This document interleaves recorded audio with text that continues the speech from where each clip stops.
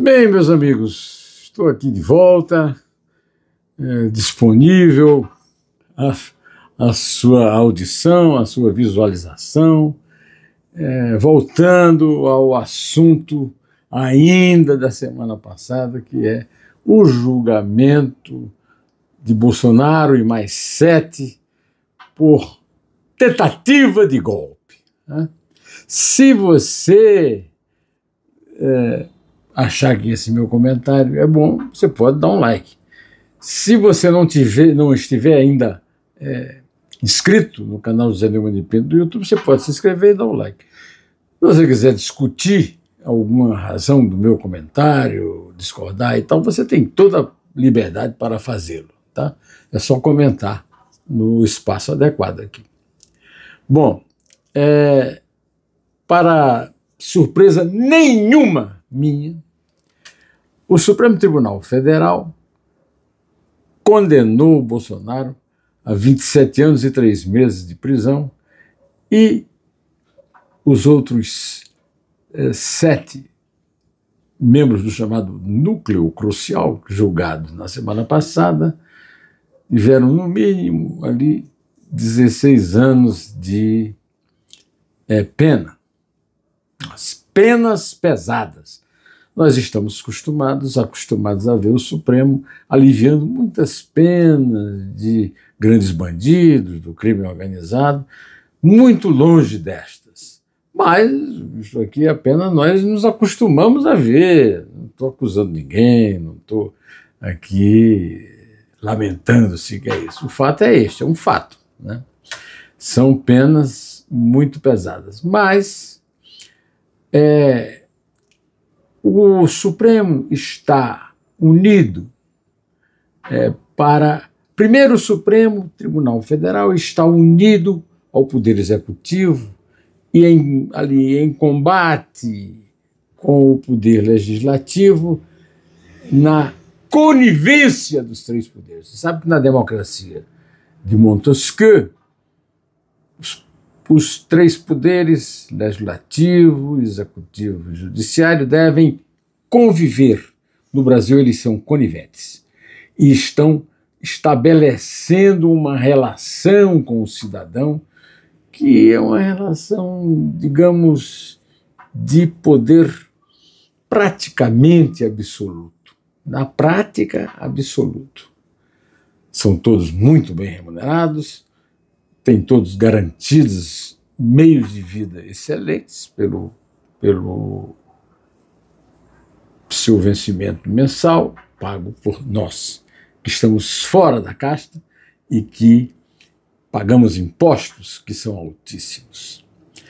Pois bem, mas nós, desde que foi criada a TV legislativa e grandes transmissões são dirigidas ao público, com debates animadíssimos no Supremo, né, em várias operações combate ao crime, nós tivemos momentos muito agarridos, muito contraditórios entre ministros, né? O presidente Gilmar Mendes, o decano Gilmar Mendes está sempre também envolvido nesses conflitos, com Joaquim Barbosa, na época do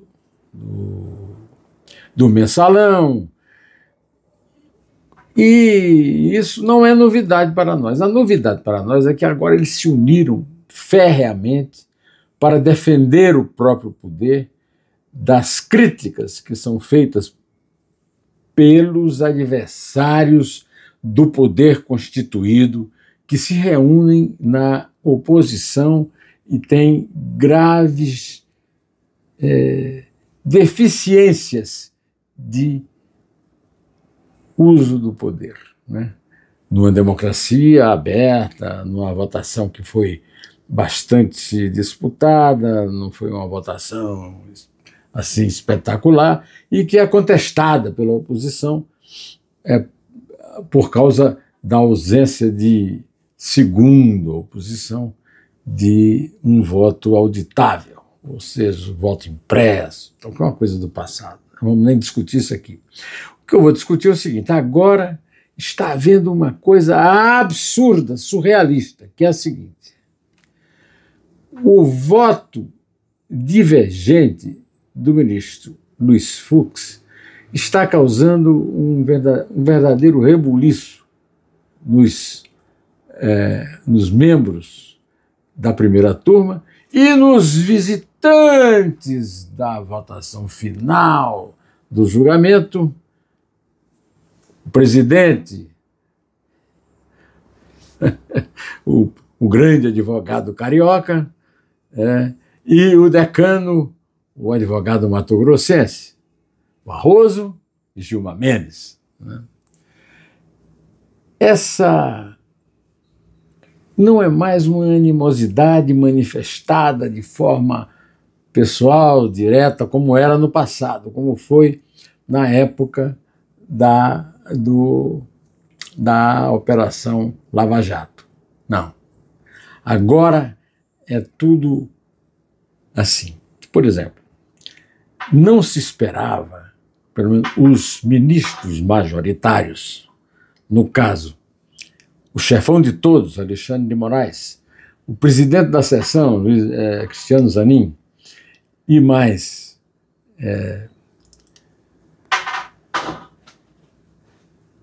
Alexandre de Moraes, Flávio Dino e Carmen Lúcia, até podiam desconfiar que o Fux poderia fazer alguma coisa diferente, mas se disseram absolutamente surpreendidos com o voto que abriu uma divergência. Uma divergência. A votação foi 4-1. O voto do Fux. Segundo Bela Megali, que tem fontes quentíssimas e é a melhor colunista do jornal o Globo, Fux ficou completamente isolado depois de ler o seu voto de 11 horas, 12 horas, mais ou menos, para os seus colegas, que deixaram de ser colegas e passaram a ser adversários.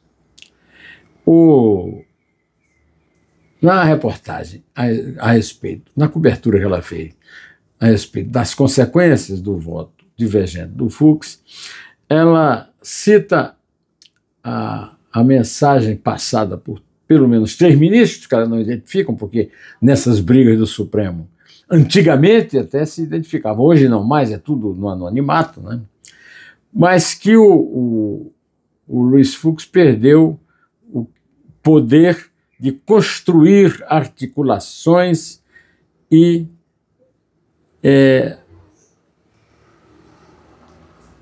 defesas para a sociedade supremal, digamos assim, ou supremista, né?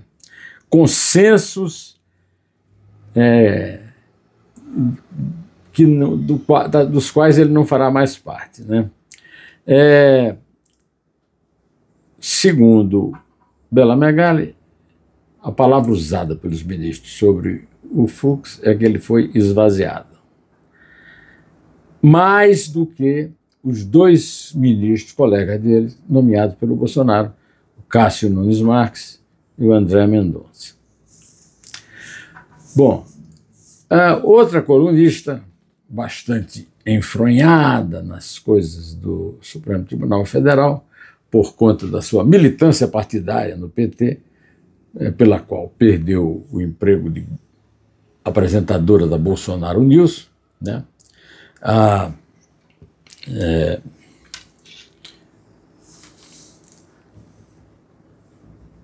Daniela Lima,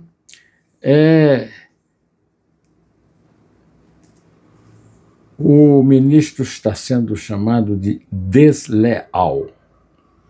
Desleal, que não merece mais sequer um olhar. Segundo Daniela Lima, disse para os seus ouvintes agora do UOL, porque ela foi demitida da Bolsonaro News, né?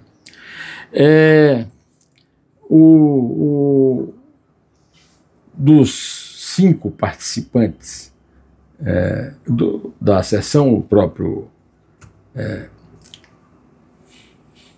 Fuchs, era olhado apenas pelo presidente, que era obrigado a fazer esse deslize de olhar para ele, né? O presidente da sessão, o ex-advogado de Lula, Cristiano Zanin. Os outros nem sequer olhavam. E transmitindo, como sempre fez, como se fosse uma espécie de porta-voz desses ministros, no caso, Moraes, Carmen, Dino,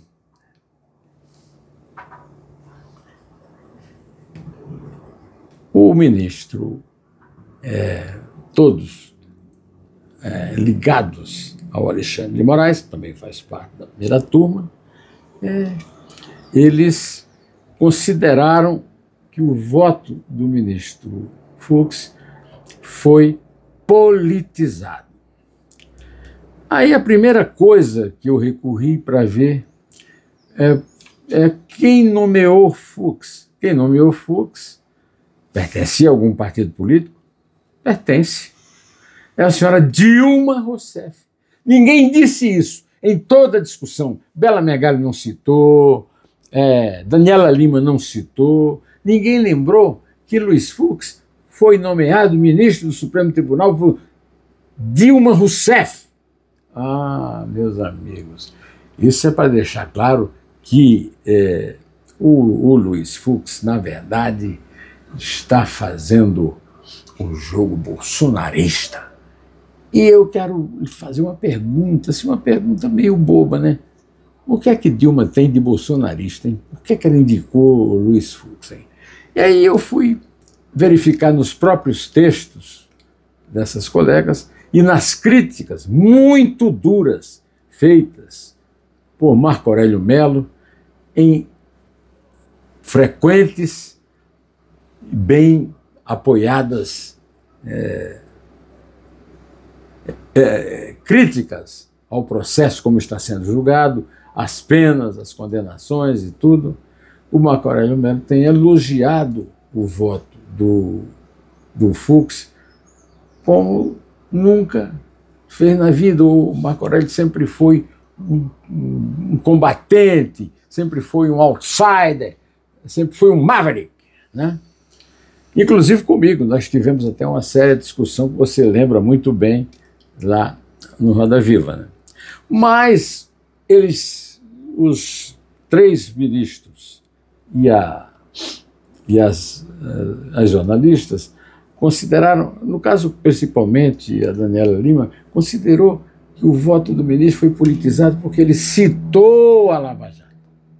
E aquilo é considerado uma ofensa à justiça, como se eles estivessem absorvendo a crítica que se faz ao judiciário de que Lula só saiu da cadeia sem ser inocentado exatamente porque o Supremo foi politizado e não a favor do Bolsonaro, a favor do Lula, né? Lula foi solto, disputou a presidência e agora está fazendo dos bofes coração para ganhar a eleição de 2026. Faltou uma consulta aos jornais da época e eu escrevi um livro sobre isso. Aliás, escrevi 2, O que sei de Lula, no qual eu cito o Mensalão, principalmente. Mas também escrevi A República na Lama, quando fiz uma recolhida, né, de todos os casos de corrupção do governo Collor anterior à Lava Jato. Todos anteriores a esses fatos atuais. O fato é que há uma ameaça no ar de que os ministros serão alcançados por sanções de Trump, que fez declarações muito fortes sobre o processo, e mais fortes ainda do seu secretário de Estado, Marco Rubio, né? Mas o que é certo, meus amigos, é o seguinte: lei Magnitsky ou sem lei Magnitsky, o Supremo passa um recibo para mim, que observo a história do Brasil há mais tempo do que essa gente toda que está noticiando agora, uma coisa que não condiz com a imparcialidade que eles disputam ter, sem ter. Né? Para eles, o ministro parcial é o... Mas o ministro, o Fux, ele perdeu 4-1, goleada. A goleada que o Palmeiras deu no seu último jogo para continuar na caça ao Flamengo, na liderança do Campeonato Brasileiro. Pois é. Então, 4-1. Agora eu descobri por quê.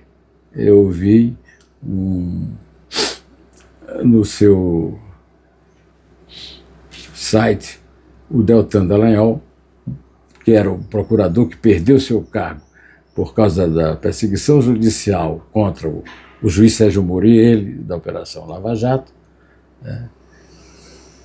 O Deltan Dallagnol mostrou por A mais B como é que o voto divergente pode abrir a possibilidade de embargos que reabram a possibilidade do julgamento ser submetido ao plenário do Supremo.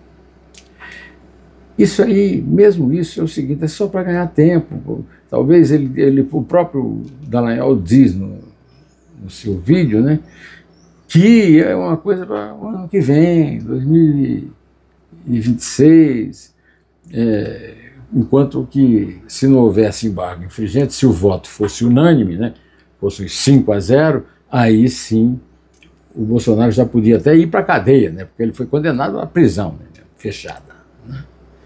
Mas esse caso aí vai rolar. Agora, eu só estou querendo entender por que é que um juiz indicado por Dilma Rousseff, do PT, indicada por sua vez à presidência pelo Lula, está sendo considerado pelos colegas com quem convive, todos convivem, a maioria chegou lá depois dele, com o Luiz Fux, né? Que tem todo o direito de dar o voto que quiser. Qual é o dispositivo do Código Penal? Porque da Constituição ele não cita, né? É o Código Penal de Getúlio Vargas, feito por Zé de Alcântara Machado, em 1940, na ditadura do Estado Novo, que considera que o voto divergente não pode ser dado num caso em que a imagem da Suprema Corte está em jogo. Pense um pouco nisso. Né? Aliás, eu estou sentindo falta de uma entrevista da Dilma explicando por que ela nomeou o Fux. Né? Você também não está? Direto ao assunto. Em pé.